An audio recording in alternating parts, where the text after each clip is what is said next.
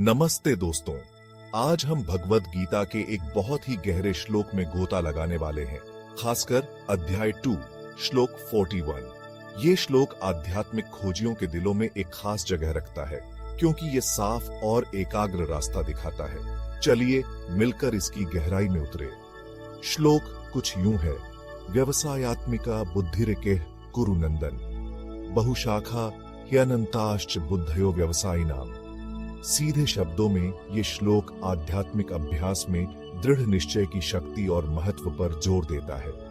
ये हमें बताता है कि जो लोग पक्के इरादे वाले होते हैं, उनका ध्यान सिर्फ एक ही लक्ष्य पर होता है, जबकि अनिश्चित लोग अनगिनत बेमतलब रास्तों में भटकते रहते हैं।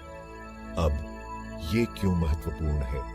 अपने रोजमर्रा के जीवन में हम अक्सर खुद को अलग अलग इच्छाओं और जिम्मेदारियों से घिरा पाते हैं, जो हमें कई दिशाओं में खींचती हैं। ये श्लोक हमें अपने आध्यात्मिक गोलों के प्रति एकाग्र और अडिग इरादा रखने की याद दिलाता है। हिंदी में इस श्लोक की व्याख्या और भी गहरी हो जाती है। इसे एक अनुशासित और अटल मन से अपने लक्ष्य पर ध्यान केंद्रित करने के रूप में समझाया जाता है, ठीक एक लेजर बीम की तरह। बाकी सभी डिस्ट्रैक्शंस भले ही आकर्षक लगे, लेकिन वो कहीं नहीं ले जाते। यही एकाग्र दृष्टिकोण एक सफल आध्यात्मिक खोजी को दूसरों से अलग करता है। तो हम इसे अपने जीवन में कैसे लागू कर सकते हैं?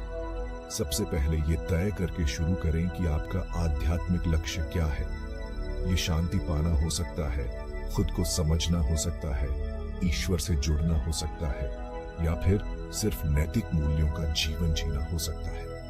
एक बार तय हो जाने के बाद अपने रोज के कामों और विचारों को इस लक्ष्य के साथ जोड़ लें। याद रखें, ये दुनिया को त्यागने के बारे में नहीं है, बल्कि अपने आंतरिक और बाहरी सफर में तालमेल बिठाने के बारे में है। संक्षेप में, भगवद गीता का अध्याय 2 श्लोक 41 सिर्फ एक श्लोक नहीं है। ये जीवन के जटिल जाल को साफ गोई और उद्देश्य के साथ पार करने के लिए एक दिशा सूचक है।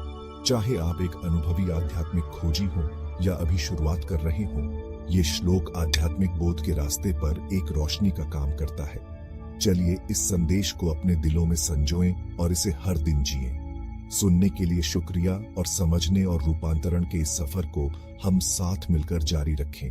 नमस्ते।